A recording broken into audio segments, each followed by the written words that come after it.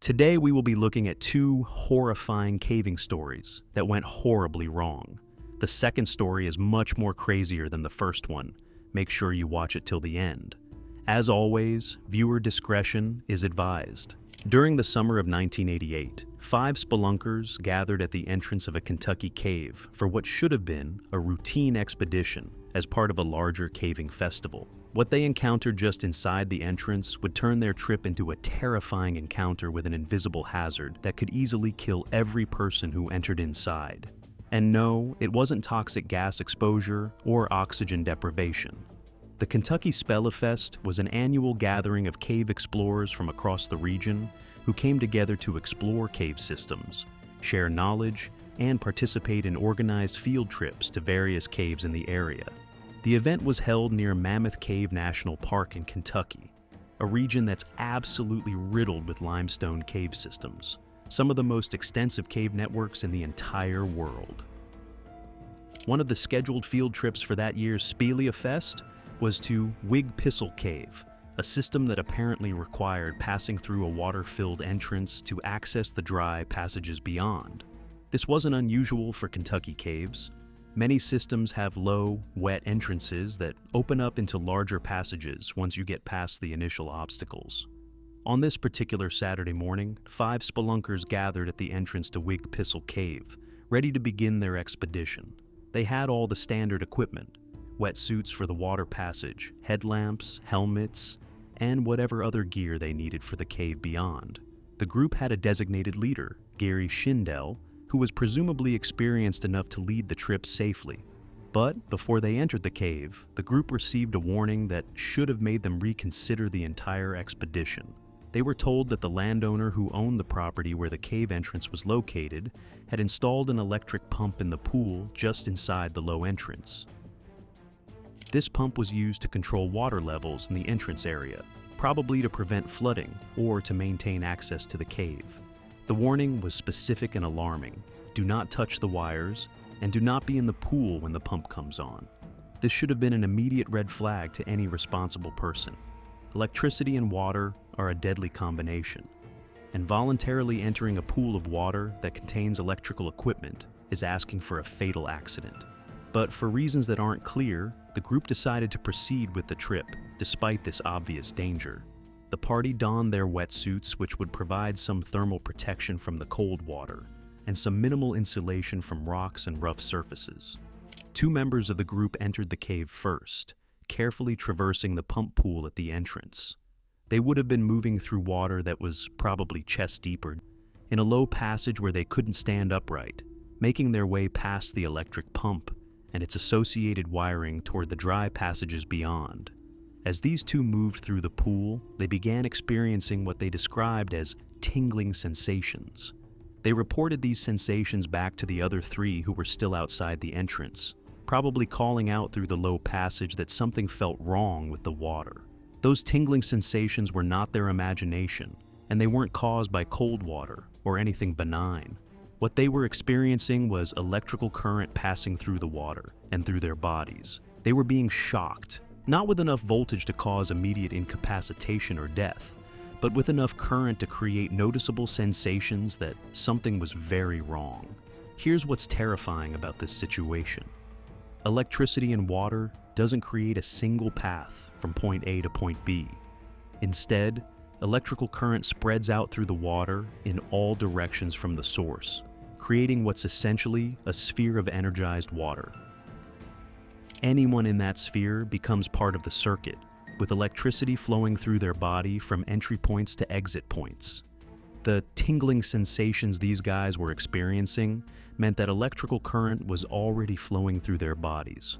Whether this was because the pump was running, or because there was faulty wiring creating a ground fault, or some other electrical problem, the result was the same. The water in the entrance pool was energized with potentially lethal current. They immediately understood the gravity of the situation. This could easily escalate into full muscular contractions, respiratory paralysis, cardiac arrest, or any number of other effects of electrical shock that could kill someone in a matter of seconds. Gary Schindel, as the leader of the group, made the decision to go to the landowner's house and cut the power to the pump. This was absolutely the right call. Continuing into the cave with an electrical hazard in the entrance pool would have been suicidal, but executing this plan created its own set of problems and dangers. First, Schindel had to leave the cave entrance and locate the landowner's house, which presumably wasn't right at the cave entrance, or the group would have dealt with the power issue before anyone entered the water. Second, when Schindel reached the house and cut the power, he discovered that the landowner was not home. This created an enormous problem because it meant there was no way to guarantee that the power wouldn't be turned back on. The landowner could return home at any time, see that the power had been switched off, and flip it back on without having any idea that there were people in the cave who would be electrocuted if the pump came on while they were in the water. However, after about 15 minutes, Schindel came jogging back to the cave entrance, slightly out of breath. He said he had found the breaker box and cut the power. The pump was definitely off now, but since the owner wasn't home, he could come back, find that the pump was disabled, and turn it back on. The group discussed whether they should continue with the trip. They had come all this way, and it seemed like they had a window of opportunity to get through the entrance pool safely.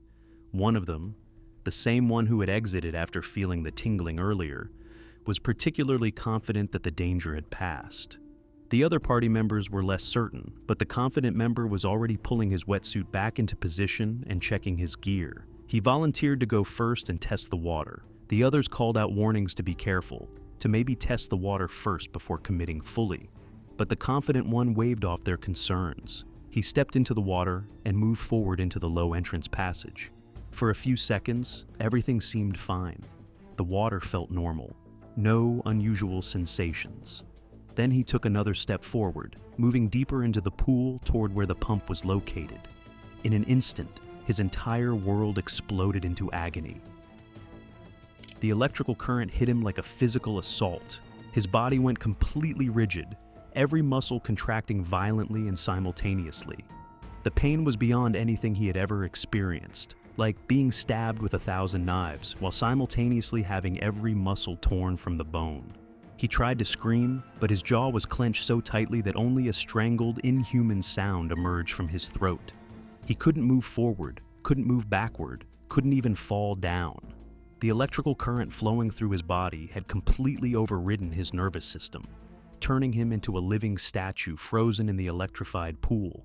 Others watching from outside saw his body go rigid. Then they heard the sound, that horrible noise coming from their companion's throat as he tried unsuccessfully to scream through his clenched jaw. They understood immediately what had happened. Despite Schindel cutting the power, the pool was still energized. The other members knew they had only seconds to act. If they didn't get their companion out of that water immediately, he was going to die right in front of them. But they also knew they couldn't just reach in and grab him. If they touched the water or made contact with him while he was being shocked, the current would flow through them as well. One of them frantically rushed outside and looked around the entrance area for something, anything, they could use to reach their trapped companion without conducting the electricity. His eyes landed on a piece of old, weathered wood near the entrance.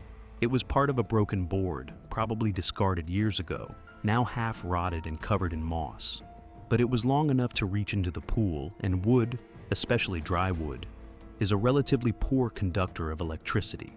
He grabbed the board and thrust it toward the trapped companion, trying to get close enough to make contact. The trapped caver's body was still rigid, his face contorted in a mask of pain that was horrible to witness. The caver with the board pushed it into the water, gambling that the waterlogged wood wouldn't conduct enough current to shock him through his grip on the dry end, and tried to hook it against the trapped man's chest or under his arm. The goal was to use the board to physically push or drag him backward out of the electrified water. Time was running out. Two of the outside the water worked together, one holding the rescuer's legs to keep him from falling into the electrified pool while the other used the board. They managed to wedge the board behind the trapped caver and began pushing him backward through the water. It wasn't elegant or efficient. They were essentially using the board like a plow, trying to move a rigid human body through chest-deep water without falling in themselves. The trapped man's feet dragged uselessly along the rocky bottom as they pushed him. He was a dead weight being shoved through the water by people who were terrified that they might lose their grip, or the board would slip, or the current would kill him before they could bring him out. After what felt like an eternity, but was probably less than a minute, they managed to push the trapped man out of the water using the board. The moment his body cleared the pool, the electrical circuit was broken and the current stopped flowing through him. The man collapsed immediately onto the muddy ground outside the entrance. His muscles, which had been locked in painful contraction for what felt like forever, finally relaxed. His companions quickly checked him over. His arms and legs were twitching involuntarily. His heart was skipping beats as it tried to recover from the electrical assault. His skin showed reddened areas where the current had entered and exited his body, burns that would worsen. But miraculously, he was alive. He had survived being electrocuted in water, something that kills most people. His overconfidence had nearly cost him his life, but the quick thinking of his companions and sheer luck had saved him. The group immediately abandoned any thought of continuing the cave trip. They helped their shocked companion to his feet and supported him as they made their way back to where vehicles were parked. He needed medical attention to make sure the electrical shock hadn't caused any lasting damage to his heart or other organs. Miraculously, he had survived and was treated for only burns. This next story is not just crazy, but just as bizarre. On June 19th, 1988, two divers entered an underwater cave in Mexico to recover equipment from a previous fatal accident. What should have been a straightforward recovery mission turned into another tragedy. Chacalal Cave sits at the bottom of Chacalal Lagoon near Acumal, Mexico, part of the extensive underwater cave systems that run through the Yucatan Peninsula. By June 1988, the cave had already earned a deadly reputation. Just over a year earlier, on May 3, 1987, a double fatality had occurred in the system when two divers became lost and drowned in the flooded passages, leaving their scuba equipment behind in the cave. On this particular June day, two men arrived at Chacalal Lagoon with a plan to recover the gear that had been abandoned in the cave during the previous year's fatal accident.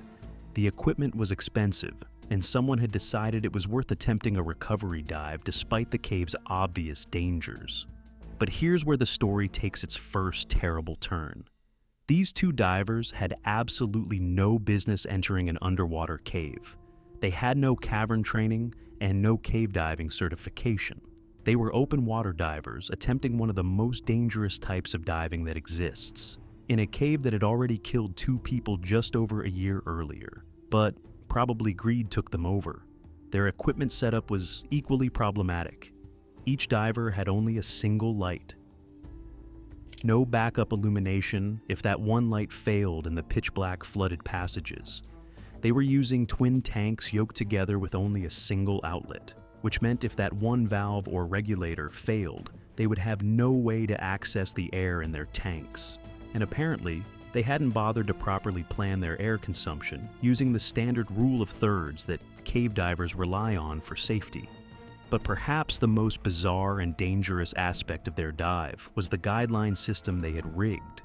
Experienced cave divers use guidelines as their lifeline back to the entrance, a continuous line from open water into the cave that they can follow even in zero visibility conditions.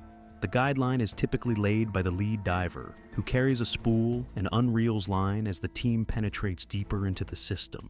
The system these two divers created was, in the words of the later investigation, bizarre and unorthodox. They secured one end of the line at the entrance, then had the lead diver drape the line over his shoulder as he swam into the cave. The second diver followed behind, holding the spool that the line was being pulled from. This meant the lead diver was essentially acting as a human pulley, with the guideline running from the entrance over his shoulder and back to the spool held by the diver behind him. This setup violated every principle of cave diving safety. If the lead diver needed to turn around, the line system would become a tangled mess. The two divers entered the water and began their penetration into Chacalal Cave. They descended into the flooded passages. The lead diver had the line draped over his shoulder, and his partner followed behind with the spool, feeding out line as they progressed. They made it approximately 200 feet, 60 meters into the cave system when everything went catastrophically wrong. The second diver, the one holding the spool, suddenly panicked. Whether he saw something that frightened him, experienced equipment problems, or simply became overwhelmed by the dark, enclosed environment isn't clear. But his panic triggered a chain reaction. In his panicked state, the second diver did what panicked divers often do. He bolted for the exit. He dropped the spool, or released the line, and began swimming frantically back toward the entrance, probably stirring up massive amounts of silt from the cave floor with his frantic fin kicks. When the second diver released his end of the line, or dropped the spool, the entire bizarre guideline system failed instantly. The lead diver, who had the line draped over his shoulder, suddenly lost contact with it. He found himself suddenly alone in the cave, with no guideline to follow back to the entrance. The silt cloud created by the second diver's panicked exit had reduced visibility in the passage to absolute zero. The lead diver was now in a complete whiteout, unable to see his hand in front of his face, even with his light on. Without a guideline to follow and with zero visibility, he was effectively lost in an underwater maze. The second diver somehow managed to navigate back to the entrance in his panicked state and emerge from the cave. He immediately knew his partner was in serious trouble, trapped somewhere in the flooded passages with compromised visibility and no guideline. He quickly notified an instructor at the nearby Chacalal dive shop, who understood the gravity of the situation and immediately called Jim Koch, an American diver who was in the area and had cave diving experience. Koch and the instructor rushed to cave, hoping they could mount a rescue before the trapped diver ran out of air. They calculated that if the diver was conserving his air and staying calm, he might still be alive. They entered the water at 6 p.m., carrying proper cave diving equipment and laying a proper guideline as they penetrated into the system, but they were already too late. About 200 feet into the cave, roughly where the second diver had panicked, they found the body of the lost diver. His air had run out, and he had died alone in the darkness of the flooded passage. The scene that greeted the rescue divers was heartbreaking and horrifying. The dead diver's fingers appeared to have clawed at the rock walls surrounding him. In his final moments, as his air supply ran out and he began drowning, he had frantically scratched at the limestone, probably in a desperate, irrational attempt to dig his way out or find some pocket of air. The rock bore the marks of his final, futile struggle. The psychological terror of those final minutes must have been unimaginable. The lead diver would have been swimming through zero visibility, trying desperately to find the exit or relocate the lost guideline. As his air supply dropped lower and lower, he would have known his time was running out. When his air finally ran out completely, he would have experienced the desperate, instinctive attempt to breathe underwater that accomplishes nothing except filling the lungs with water. In his final moments of consciousness before drowning, with no air left and his lungs burning for oxygen, he had clawed at the rock walls in pure animal panic. It was the last desperate act of someone who knew they were dying and was trying anything, no matter how impossible, to survive. Jim Koch and his team recovered the body from the flooded passage, along with the diver's equipment. While they were conducting the recovery operation, they also retrieved the scuba gear that had been left behind from the double fatality of May 3rd, 1987. The very equipment these two untrained divers had entered the cave to recover in the first place. The recovery teams also removed all the previously installed lines from the cave to prevent future accidents. Following this third fatality in just over a year, authorities made the decision to close Chacalal Cave and the surrounding lagoon to all diving operations. The cave had proven too dangerous, and too many people had died in its flooded passages,